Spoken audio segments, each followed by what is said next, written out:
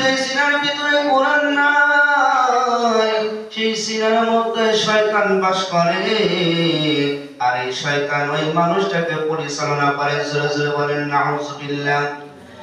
এই জন্যই তো মুসলমান বন্ধু দেখেন কত নাস্তিক মুরতাদরা এই শয়তান তাদেরকে কিভাবে পরিচালনা করে। এ মুসলমান বন্ধু, আমরা ইতিপূর্বে শুনেছি নবীকে নিয়ে ব্যঙ্গ করেছে, কোরআন নিয়ে ব্যঙ্গ করেছে, হাদিস নিয়ে ব্যঙ্গ করেছে, নামাজ নিয়ে ব্যঙ্গ করেছে। এই বর্তমান জামানায় মুসলমান বন্ধু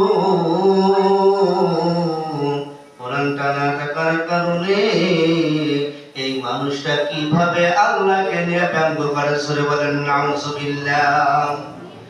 আপনারা পত্রিকা মিডিয়ার মধ্যে দেখেছেন মানিকগঞ্জের একজন বাউল সম্রাট নাম তার মহারাজ আবুল সরকার। জোরে বলেন ঠিক না ঠিক?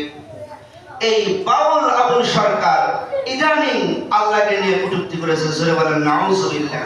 নাউজুবিল্লাহ।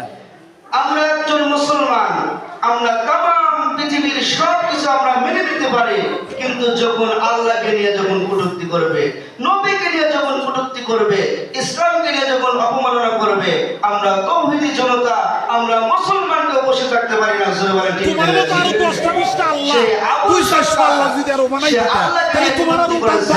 এমন ভাবে করেছে যে সে এটাকে হাসির পাত্র বানিয়েছে। নাউজুবিল্লাহ।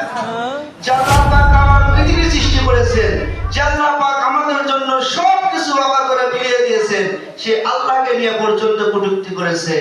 আজ বর্তমান জামানায় আপনারা দেখেছেন সেই মানিকগঞ্জের জমিনে তৌহিদি জনতা, সাধারণ মুসলমান সবাই আজ এই বাউল সম্রাট আবুল সরকারের বিরুদ্ধে সবাই মিলে দাঁড়িয়েছে, এমনকি প্রশাসনও তাকে গ্রেফতার করেছে।